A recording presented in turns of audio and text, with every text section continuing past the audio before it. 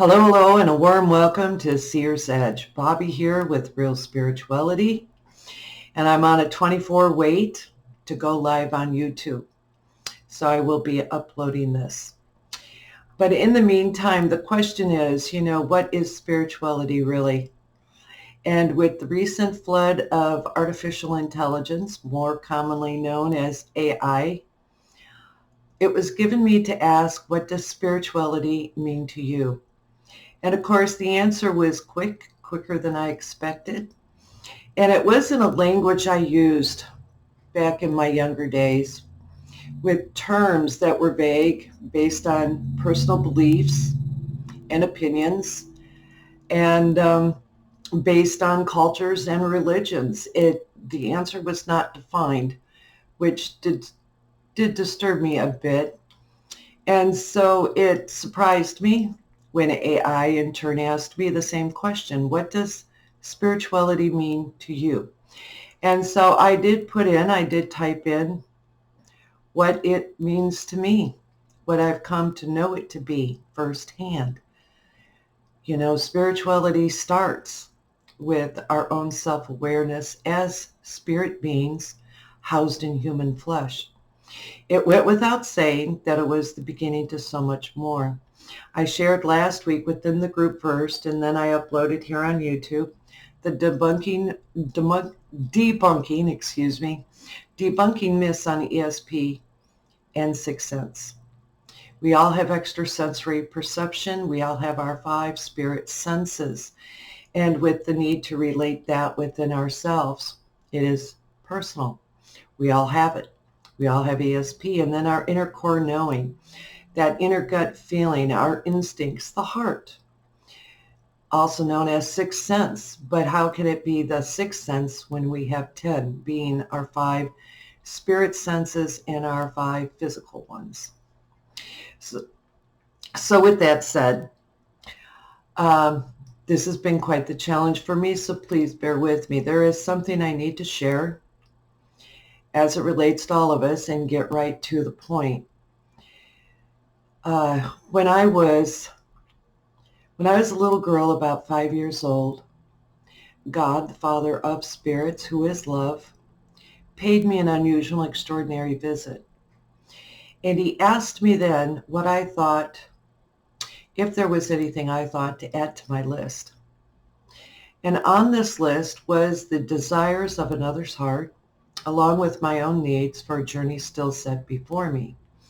A journey I had come here to travel on behalf of his people from beginning to end. And in that, I looked over these needs and the desires, and I was shown a path on the way my life was pre-designed within the journey, and it all looked good to me.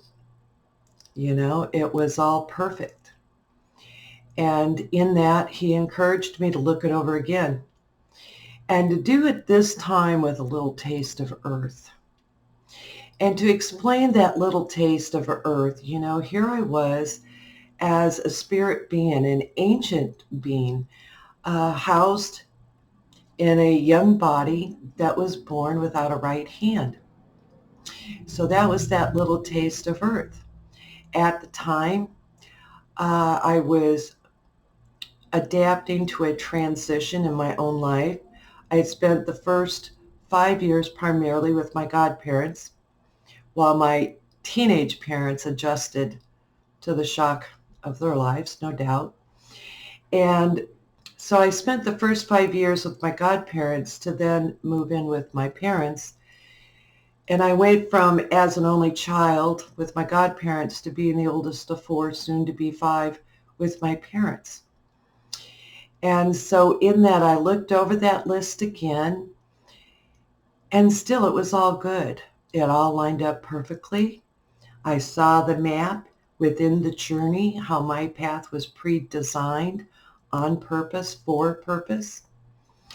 And the purpose of my path, what I was given, it was to help clear up misunderstandings.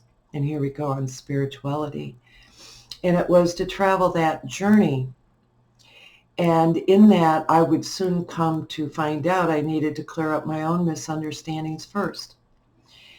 But in this, it was knowing when he told me to look over the list again, he did say before my memory was veiled. That meaning that I was about to forget the path that I saw, the map to my path within the journey. And he did promise me that upon reaching the journey's end, I would remember the visit and I would remember my prior memories up to that time. And so when my memory was veiled, I must say, I'm sorry, he did say it was required that I share the journey when that time came, in finishing the journey, to share it. And that there were conditions that would be hard with another quite difficult. And so I do apologize for not sharing this sooner because it's been the most difficult. It has been the most difficult. And so for me, when my memory was veiled, I didn't remember the path. I didn't remember the map or what was on the list. He had told me to take it to heart and to guard it well and to keep the journey a secret until the time came to share it. And so when that happened, I call it spiritual amnesia. How many times we go through life and we wonder, what was I thinking? And so I found myself wondering, what was I thinking? I couldn't remember. And we come here on this earth. This is a whole different adventure. And there are reasons we come here. There's reasons we signed up for this hour.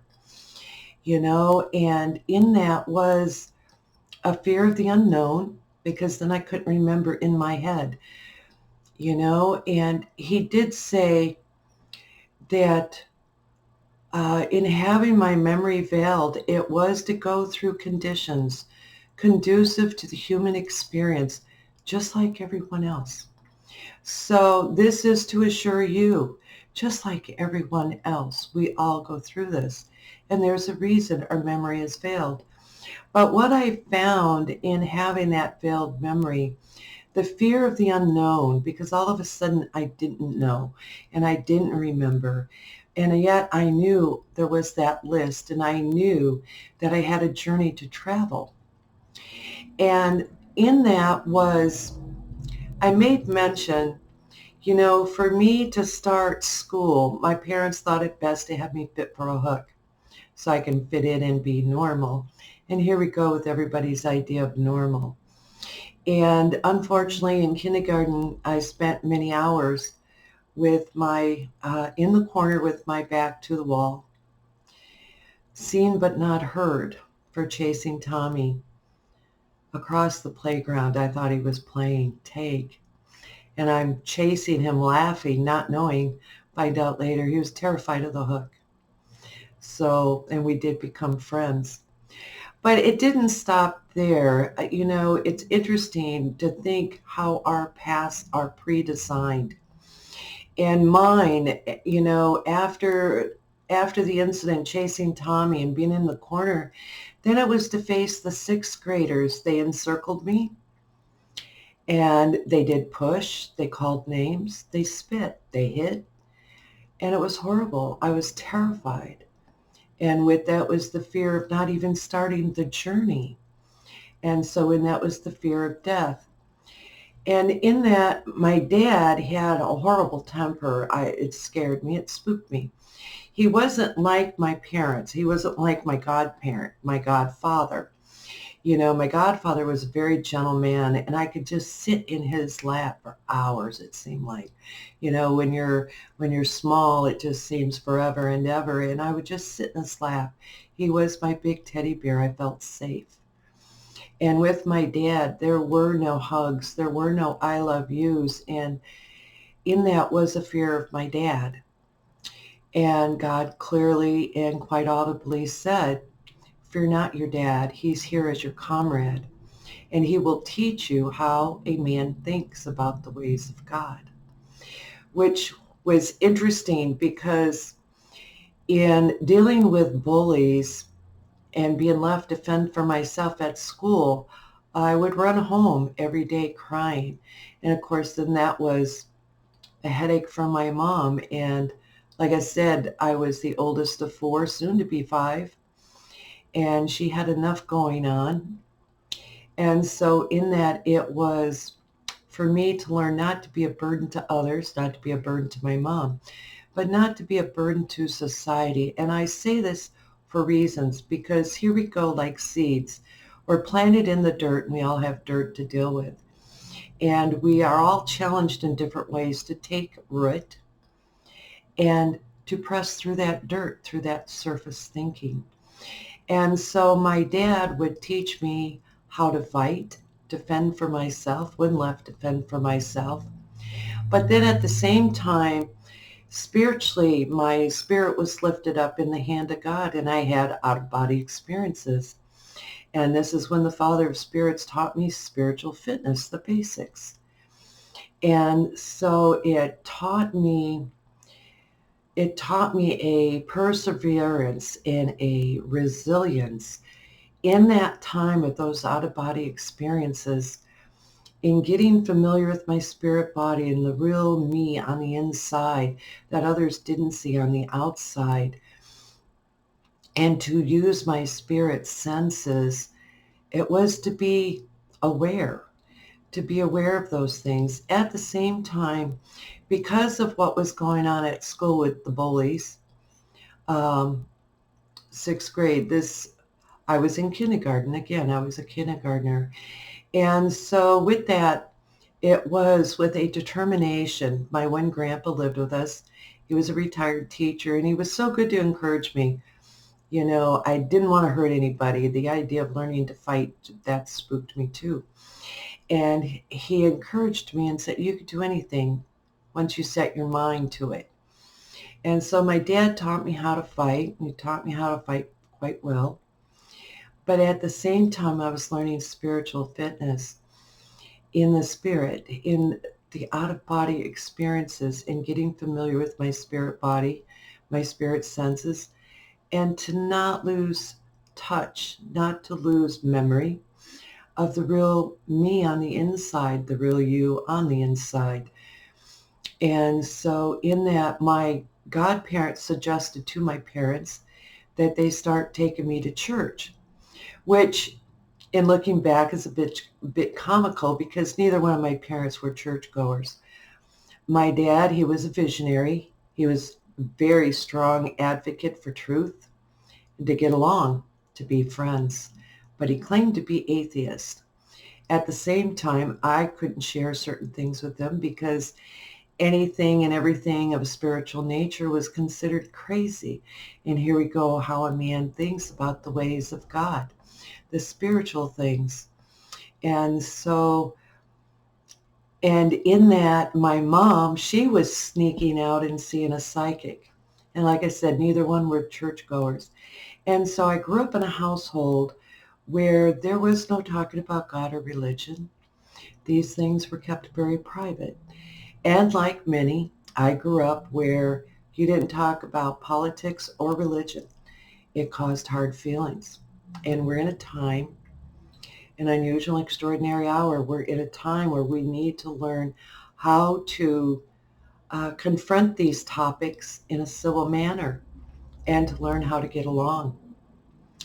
So with that, I went from sitting with my godparents in a Catholic church, they were Italian Catholic, to being dropped off at a Protestant church nearby in town for Sunday school. And what I found very interesting in Sunday school, you know, here I was sitting by myself with others my age in Sunday school, but it was to hear the stories about Jesus, and it resonated. It was like a bell going off. My inner core knowing in my heart, there was a bell going off, and I knew this confirmed a lot of things. And what stuck out to me was the story of Jesus being mocked and spit on and hit. And, as a young kid, I thought, if he can do it, then so can I. And of course that would change as I got older to understand the context of when he went through that. But nonetheless, it helped me persevere through that time. At the same time, it was to hear the journey of the Hebrew people from Egypt to the promised land. And again, it resonated within my heart. That bell went off so strong. And so I memorized the 10 Commandments to make sure I stayed on course, and as a way to filter, to watch what others were doing, if they were keeping the commandments, what they were letting slide. Very interesting, and I'm sure you can agree, it's common, white lies, but it's still a lie, and to be careful with those things. But nonetheless, I was keeping to the 10 Commandments, staying on course, and what resonated within me, and to use those spirit senses. What I will say, with the fear that I had with my dad until I was told he was my comrade, in knowing his fear of the spiritual, in being careful with what I said or did, staying on his soft side, we ended up having a bond, a deep bond in a language without words, and what he didn't realize is in exercising, and here we go with the keyword exercise, exercising our senses. I shared it in the group. Spiritual meat is for the mature, even for those who have exercised their senses, discerning good and evil. And so the key word there is exercise. We do need to exercise them. And we all have those 5 spirit senses with the need to use extrasensory perception. So in that, as a teenager, when we moved to Colorado to explore what was left of the Wild West, I did get involved with white magic. One of the things in my path, I was willing to go where others wouldn't. But it was with the need, here we go, with the need to keep the heart and the head in harmony. And these things we learn as we go. And I will say, we all come from different backgrounds. We all have different experiences, and we all think different thought patterns. But the principles of love do remain the same. Yesterday, today, and forever. So with that, in white magic, in having learned the out-of-body experiences, I was looking for, in being sensitive within my spirit, then it was to be aware of certain spiritual gifts, and was looking at to learn how to use them. And of course, those things were not taught in church. They don't even teach on the ESP or the alleged sixth sense. And so I did get involved in white magic. The tagline that is still used to this day by the Father of Lies is for the betterment of mankind. And so in my thinking as a teenager, I was embarrassed for years, thinking I was so vulnerable. But even today, to think that I was learning to use my spiritual gifts for the betterment of mankind. And I was stopped 3 days shy from going through an initiation. And he did clearly and audibly tell me at that time, don't anxiously run off with what you want to believe, but rather be patient for what you need to know. His spoken word is timeless. And in that, I did burn up everything, anything and everything I had concerning witchcraft and white magic. I burned it all in the fireplace. It was not my intention. It was explained to me in going through the initiation. It would be giving my heart to Satan. And of course, my heart was sealed for God, with that list in my heart, even though I could not remember. But it was to use my spirit senses and my inner core knowing, and so I did get away from that. But then it was to be patient. And in that time, I was aware of I had experimented with different spells. And just to let anybody know, there is no such thing as a love spell. It's releasing demonic activity. This does need to be said. You, and to recite these spells, it's just releasing the darkness. And so here I was aware of certain spirits around me. And here we go, I wanted to believe they were angels, which they were, but they were fallen angels in darkness. They were not angels of light. And so there was one time in my early 20s, this was before the new life. In my early 20s, I woke up one night and there was a spirit. And here we go, looking as if an angel of light. But he was dressed up in Old English with a top hat, an overcoat, a cloak, with a pair of gloves in his hand. And he was standing in the corner of my bedroom, and he didn't say anything. And it annoyed me that he woke me up to not say anything. What was the purpose of this visit? And so I sat up in bed and I asked him, "What do you want?" Because he wasn't saying anything. And sitting up in my bed, all of a sudden I felt two hands on either side of my shoulder. It was another spirit I could not see, and pushed me back into my bed. I was pinned down on my bed. I could not move. And then another hand went inside my spirit and grabbed my heart. And it was, how can I explain? It just, the pain in my heart. And all of a sudden I couldn't breathe. And when we can't breathe, we can't think. And my mind went blank. And I couldn't breathe. And the pain in my chest. And within the heart of my spirit, I heard the real you on the inside. I heard me on the inside in my heart, "God, help me now." And I immediately, the release on my shoulders, I could breathe. And then I started thinking, I was like, "Yes, help me now." And the spirit in the corner disappeared. And I realized then, with where I was at that time in guarding that list in my heart, in having taken it to heart, in having protected that, I was working against another, in being careful not to, here we go, giving my heart to another aside from God. And in so doing, I was working against myself.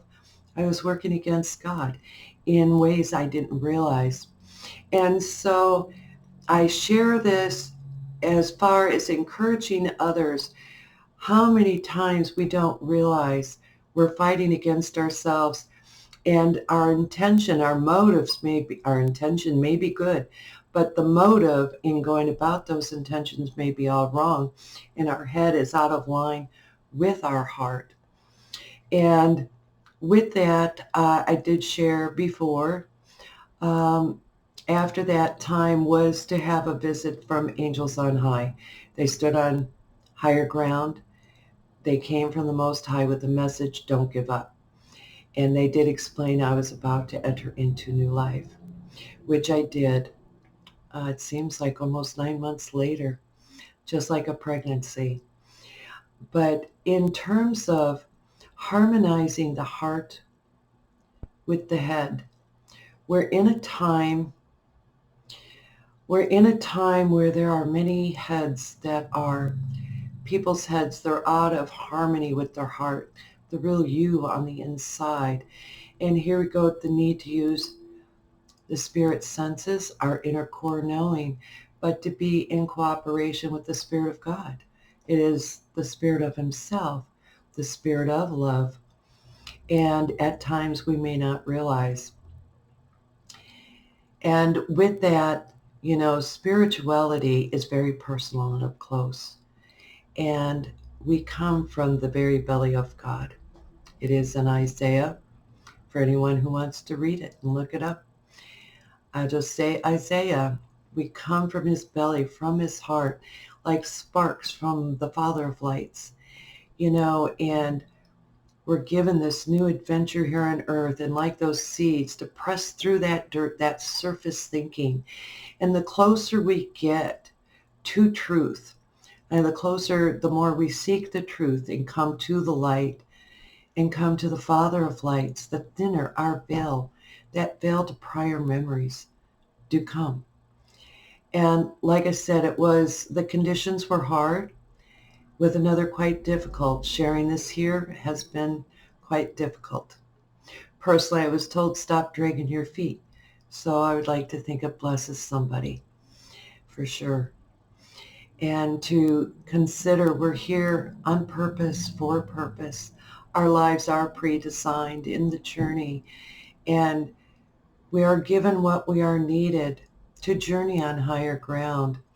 And we're all challenged in pressing through that dirt, in reaching for the light to be fruitful, and not to stay on lower ground, but to get to higher ground. And with that are the rocks in the way of soil, the cares of the world. We all have different choices to make. Then there are barriers that would keep us from higher ground. The barriers of medical, psychological, religious, politically. Those are the main barriers that would block us from higher ground. And so we do have those choices on our own priorities. And so for me, it has been to remember that visit, to remember prior memories. And as they came to me at first, certain things I remembered, I thought sometimes it's better that we don't remember, because we're taught and conditioned to believe, here we go, surface thinking. It's so contrary to what we know. And yet we come here to experience certain things on purpose, for purpose, but with our past pre-designed, and not to hack what's been designed, but to trust God. And it does concern me, I will say, with the flood of AI, as a seer, in seeing ahead in the future, is to see what's not. I have seen a third of the population die away. It's gone. And it's not that it happens overnight.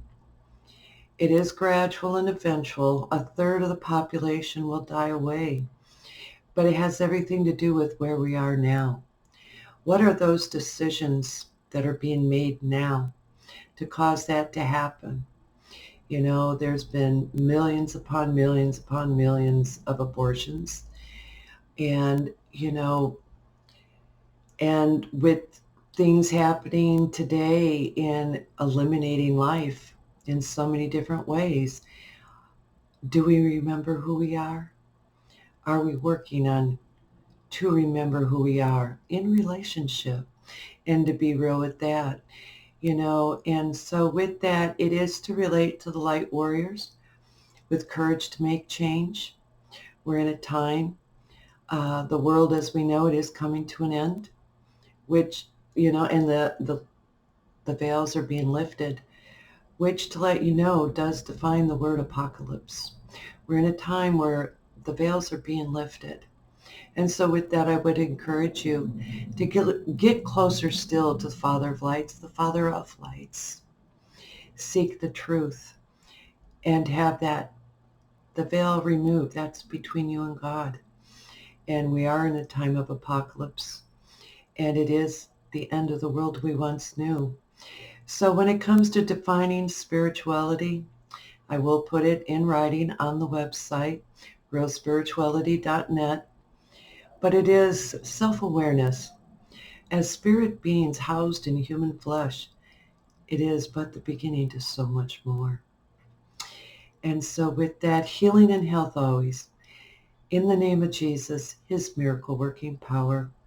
Have a great rest of the day. Have a glorious weekend. We'll catch you next week. Have a good one.